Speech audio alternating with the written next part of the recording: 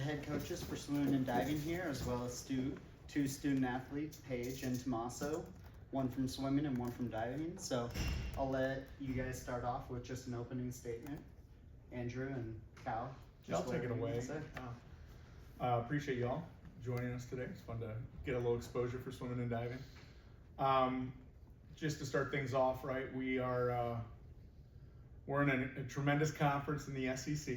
And we get the privilege of racing the best in the world, not just the country, in the world. And we got a Mizzou invite coming up this week. Starts tomorrow. So it's a 3-day meet. And the Tigers are going to be really ready on the swimming side.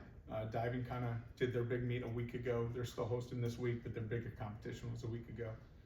But swimming is looking to try to punch some tickets to NCAAs this week and set ourselves up for a great rest of our season.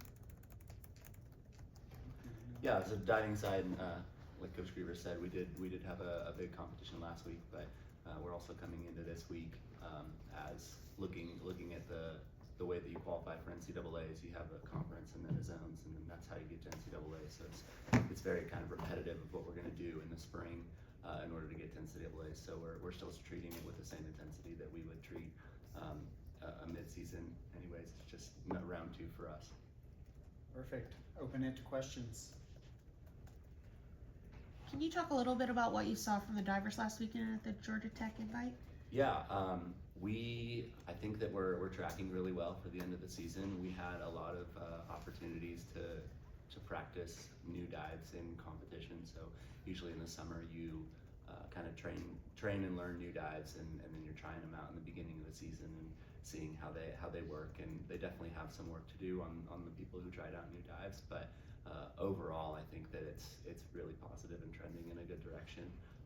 And then, on top of that, I think that we placed pretty well against, there was one SEC school there, and then Georgia Tech obviously is where NCAA is going to be, so it was a great little dress rehearsal there. So overall, super productive. And then Coach Greavers, for you, what are kind of your thoughts on the season so far on the swimming side? Yeah, I appreciate the question. It's been a great year. We went through a lot of changes. The sport as a whole went through a lot of changes last year. We have new roster limits, and as a program, we've made some adjustments there. And I think, one of the priorities I had as head coach when we had to embark on some of those changes was how do we turn this into a positive for our program? How do we make the most of this opportunity? It may not all be fun, but we still need to look at how do we get an advantage here. And with kind of the new numbers and the new balance in the program, we've really worked hard on improving the culture, prioritizing our core values, and getting the men and women to work together in a much more consistent basis. We are training men and women together every practice this year for the first time in 5 years. And that has led to some of the greatest practices I've ever seen as a coach. The training has been phenomenal. I have seen things in our pool in the past 3 months that I haven't seen in my life. And I've been coaching for a while, and I've been around some Olympians, Olympic gold medalists, and we are seeing incredible things here at Mizzou right here, right now. So with one of the big changes being, hey, we're a smaller program. We need to figure out where we want our focal points to be. What should our final goal be? I decided as head coach, we're going to take it toward NCAAs. SECs is a great conference. We'd love to win, but we're just not in that position right now. So let's acknowledge where we're at and maximize what we can do as a program. And that became clear. NCAAs is the mark. So we went into this season, actually conversations having last spring was, we're going to taper, shave, and taper. And if you don't know what that means, we're going to freshen up. We're going to get rid of some extra hair, a lot of those hairy men, to really throw down and be amazing in mid-season. We're looking to set school records this week. We're looking to punch tickets to NCAAs and start to show where we can be for that end-of-season championship, as Kyle alluded to, in Atlanta. It'll be at Georgia Tech. And if we can get those ducks in a row, so to speak, if we can start to see that come together and see that we've punched some tickets, then we get to be very proactive in how we approach the end of the season. We may not go all in on SEC. We probably will hold back a little bit so we're better at NCAAs. Where a lot of our SEC competitors are going all in there and sometimes fall a little more flat at NCAA. So we may lose out to several teams at SECs that we can beat at that meet that matters most, which is the NCAA championships. Does that put any pressure on you guys as the athletes or the coaches, where you're like, it's November, here's the big weekend, and our kind of season that's looking out to March is like a lot of it relies on this weekend? There's incredible pressure, right? And it started with, how do we train the way we need to have enough money in the bank, right? Enough hard work in our back pocket to rest up and come down for the Mizzou invite. So the coaches were very intentional about how hard we came out swinging, right? And the athletes can attest to that. Paige here can tell you, we worked really hard early. We spent our first 6 weeks in long course. And if you guys don't know, a long course pool is 50 meters. That's what you see in the Olympics. A short course pool is 25 yards. That's what you see at NCAAs in the college season. Quite a difference. Yards is a lot more turns, a lot more technical details.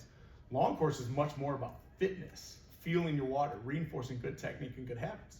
So we were fortunate enough to really plan out our season well in advance to start making those deposits in late August, all September, early October, and then start to, slide over to some more short course swimming in preparation for this Mizzou invite. But yeah, there's a little bit of pressure, but we've really honed in all season long. And again, the athletes can attest to this. We've talked about the process. We're not talking about outcome. It's process to try to alleviate some of that stress. Because if you're focused on outcome, you're going to feel that stress. But if you're focused on process, that's a familiar routine day in and day out. So let's say I'm not as experienced in swimming and diving as I should, but I cover a lot of track, and because of roster limits, coaches have been forced to, maybe on distance, maybe on field, maybe on sprints. Do you have to construct your roster in similar manners, and how is it you've gone about that?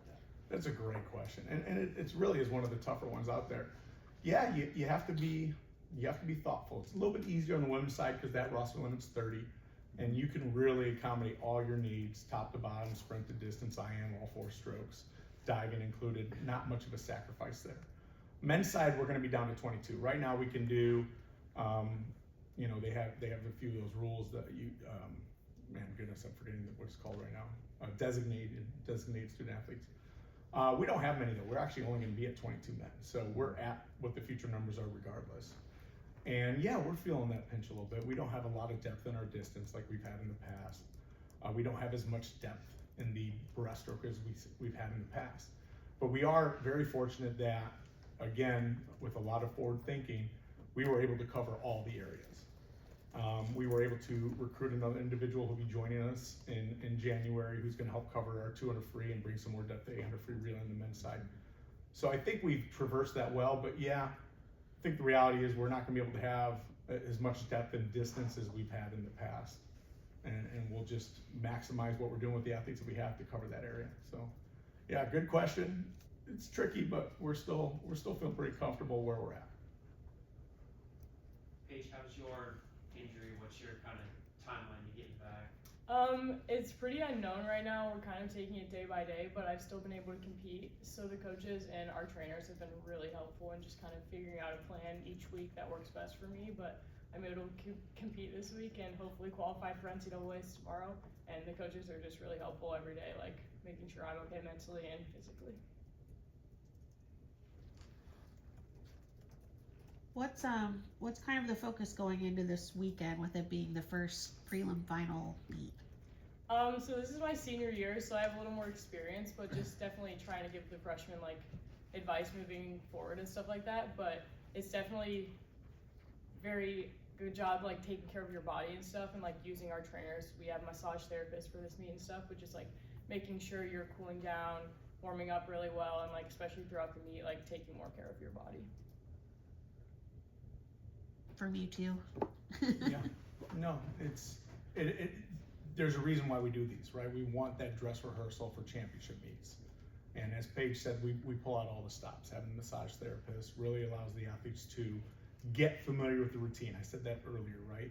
We want to be familiar with our routine, really embrace our process, so it creates that comfortable feeling of repetition, right?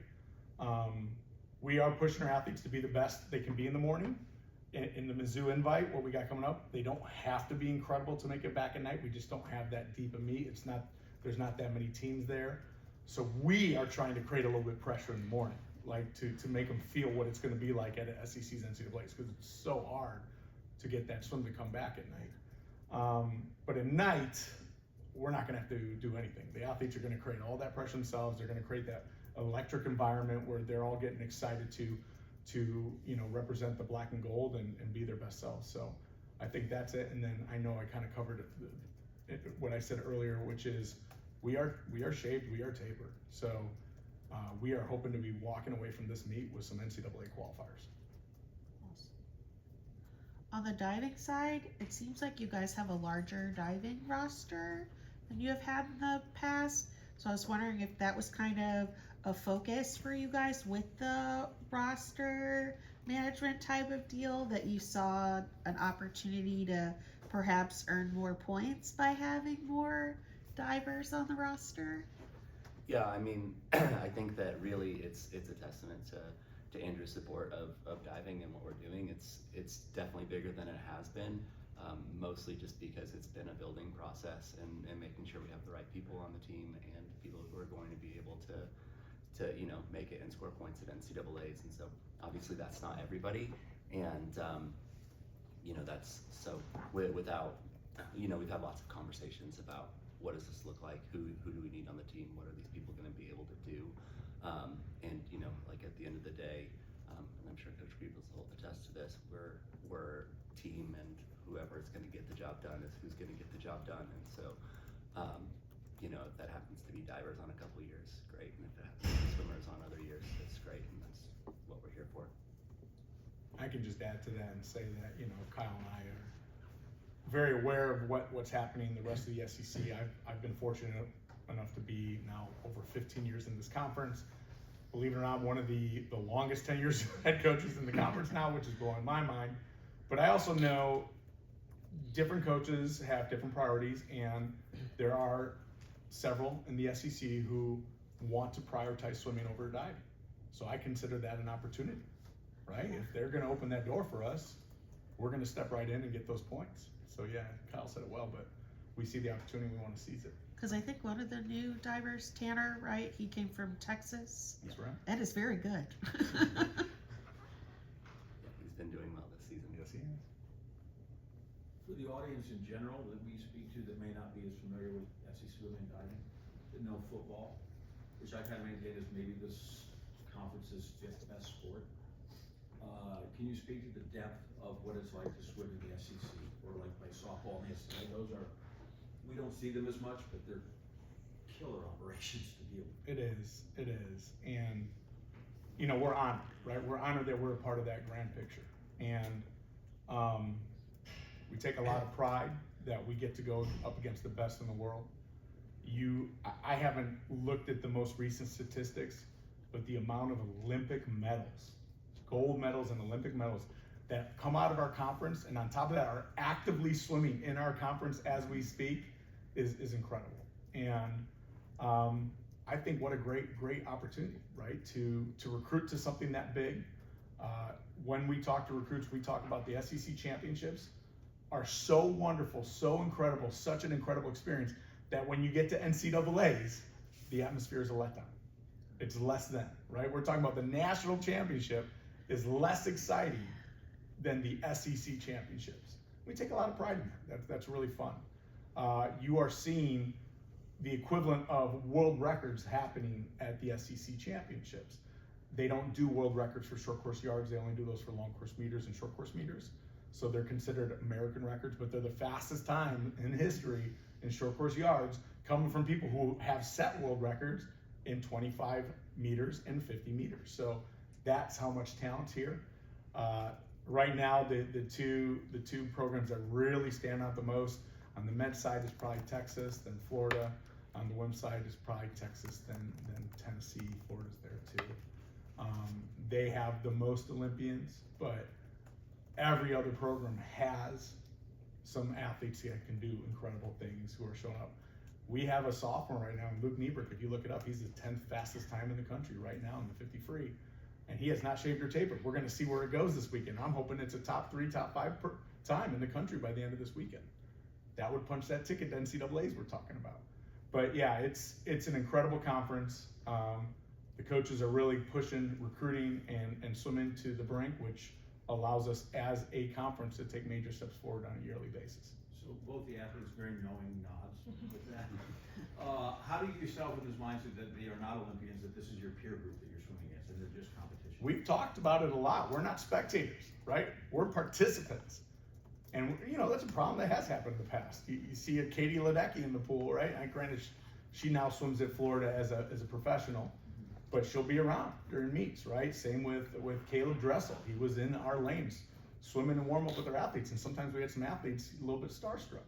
So we spoke to that a lot. And I think our athletes have done an incredible job. We were fortunate enough to send a large group to the World Cup in Carmel, Indiana, just outside of Indianapolis. And our athletes really set the tone in that regard very well for that meet.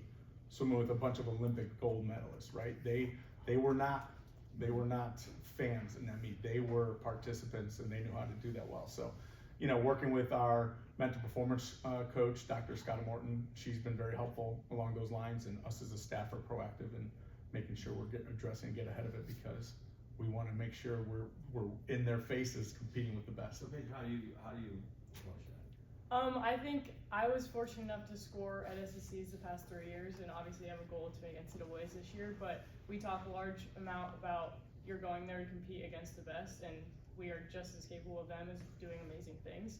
So just going there and knowing that we belong there, and like we're capable because of the work that we've put in to accomplish just as much as they are and be in a heat next to them. Any more questions? All right. Thank you, guys. Appreciate y'all. Come on out to that invite. Let me see you in the stands.